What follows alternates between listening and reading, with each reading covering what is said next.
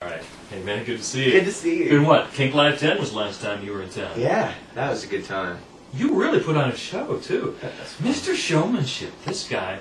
Okay, set the scene for those that weren't there. Here's this guy that I think probably most people in the audience hadn't heard of yet. Yeah, they were not yet on the payroll, if you know what I mean. They weren't singing the Then verses. you go out and you sort of start handing out money. That's when they start liking you. I'm not just glad-handing. You won them over. You stole the show in my book. Oh, thanks. You really know how to put on a show. That was a really fun show. You guys, that was like a huge mass of people hanging out. That was great. I was bummed because I only got to see Suzanne Vega's like one of my favorite, performers on earth, and so I only got to see I got to meet her. So that was fun. That was like a nice moment. But we had a blast. I mean, that was totally fun. Usually, we didn't get to do our high kicks like we usually do because the stage, we were sort of kind of a Vegas thing. Yeah, we had this sort of like, and then we also do, we like to do sort of jumps off, like Van Halen jumps off the drum riser. That kind of stuff didn't happen, but I feel like we really put on a good show nonetheless. Matt, I was trying to reconcile your kind of fraternity boy affability with how deep your songwriting is, and I finally found out why. When you talked about being away at all of the boarding schools and taping, listen to what he has in his garage, Dave. U2 Live at the Point, 1989. Pat Benatar live on the King Biscuit Flower Hour, 1981. The Police Conspiracy of Hope Tour, 1986. This is a guy who spent some time with his radio. Wow. I was a total musical nerd. It was the only thing I had. Literally, because I have a brother and a sister, but they weren't particularly like, hey, let me hang with you. You know what I mean? And so for me, music was always this sort of crucial thing. And I saw concerts from the time. I think my first show was in 3rd grade. I went and saw the Jay Giles Band and John Butcher Axis at the Boston Garden. Oh, wow. It was a killer. Man, does that take me back? So he's got he's musically literate to the point where I think it might shame both of us, Dave. And I was like, all right, now I get it. Deep songwriting, incredible musical skills, but also this sort of affable. At the same time, man, he knows how to do a beer bong, huh? Imagine, see me just over the thing. That's the joke, is that I wish I drank. If I drank, I'd be the best. Then it would be a really fun show. I think it might be the worst. That would be awesome. You'd be like, who's the naked kid on stage? That's what it would have been like. They'd have been like, and Kink welcomes Matt Nathanson. Woo! I'm just like, they're pulling the curtain. Totally. There's like a hook comes out and pulls me. I see it now. Oh my God. So what's with the following of all the Mormons? Are you a Mormon? No, I'm not. One of my best friends. Do you have polygamous wives? I do. Oh, it's out. There you go. It's a long story, but too late. Our homes are adjoined. No, so that not that kind of Mormon. So the way that it worked was this: my best friend from when I was young, super young, was a Mormon, and he ended up going to BYU and brought my first record over there, which was in 1993 when he went to college. And he brought it, and all his friends were like, "This is great, this is great." And then I started playing there, and then their friends told their younger brothers and younger sisters, and then everything just sort of rolled into very quickly with the Mormons. And it's great. It's like the best. So I always go there, and I always do kind of a PG, hey, no need to swear set. You know what I mean? Lots of innuendos and. Fastest growing religion in the world. That means you can have a worldwide audience. Well, this is what I'm saying. They call their cousins over in Beijing. Totally. And they make it happen. They make it so. Did you ever do any kind of improv? Because that's a big part of your show. From what I've seen of you, you just you brought someone up on stage out of the audience. Have her do the Eminem song. Yeah. Do you ever put it out there and have it not work?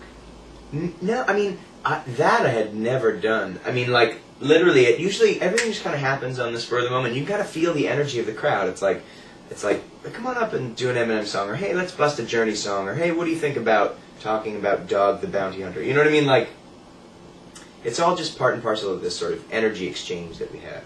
And it's for me, everyone's always I have a song on the live record called the Philadelphia Song, is what we ended up calling it, and it was an improv song about Philadelphia. Literally, that minute, I just started playing something and I started singing, and it's 3 minutes of me kind of rambling about everything I know about Philadelphia, Cinderella, the band Cinderella, and and DJ Jazzy Jeff and the Fresh Prince, and the Liberty Bell, and all this stuff. And people at these shows will be like, do the Philadelphia song, and I'll be like, dude, you don't get it. I don't even know what it is. I literally did it. And then, sometimes Louisville, Kentucky, I remember I did one there. People were like, do the Philadelphia song, so I made up one about Louisville, Kentucky. And it's just, that's what makes it fun, because the songs are the songs. It's the songs have room to, improvise, like melodically, or the band shifts a little bit, but the real dynamic, you know, comes in between the songs for me. It's like, because the songs are really this really nice lift in this moment, but to sort of be able to hang, and it really relaxes me in a way that makes it feel second nature to get up on stage. Because if I was up there just kind of being like, these are my songs, this is my, here's a moment that I felt sad, here's another moment where I felt mad, it would be like, get this kid off stage. Well, I was curious because your energy reminds me so much of some comedians that I've interviewed, and I wondered whether or not you had that same passion for stand-up that you did for music. I love stand-up comedy, but I don't think there is a worse job on earth. Yeah, it's hard. Like, to try and do without the help of a guitar, without the help of a song, without this sort of thing. It's like, people are always like, are you like a comedian? It's like, no way. Yeah. I am not anything like a comedian, man. Those folks really kill it. And so, for me, it's just sort of the other half of my personality. It's like this idea that there's sort of this funny part of my personality and kind of this heavy part of my personality. Yeah, totally. So, Matt, before you do your dog costume, play us out with just a little bit of music. Yeah, totally, of course. Matt Nathanson, the new album Some Mad Hope. Go buy it. Go see this guy in concert. You won't regret it. And dog, peace, brother. That's how he does it. He's like, peace out, my brother. That's what he said to my brother. That's awesome. Let's start referring to you guys. My brother, my sister. My brother, my sister. Thank you very much.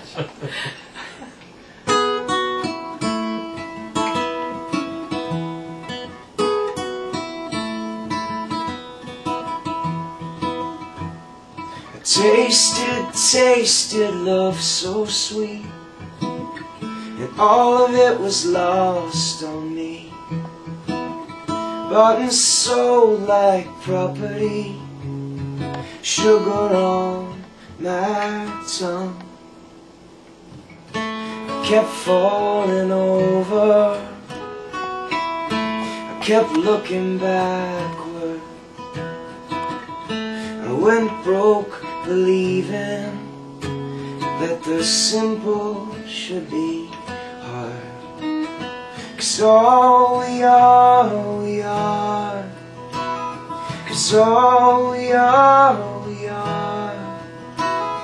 and every day's a start, it's something beautiful.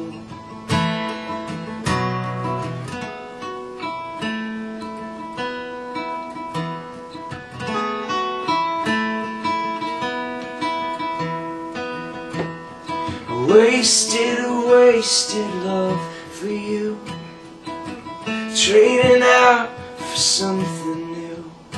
Oh, it's hard to change the way you lose if you think you've never won. 'Cause all we are, 'cause all we are, every day's a start, it's something beautiful.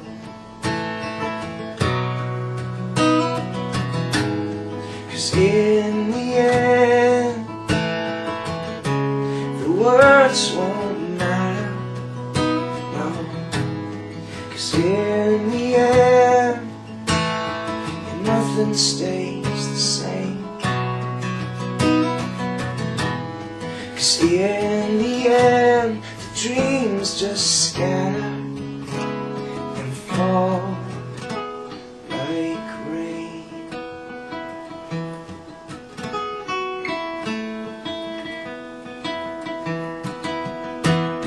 'Cause all we are, 'cause all we are, and every day's a start, it's something beautiful, something real. 'Cause all we are, 'cause all we are,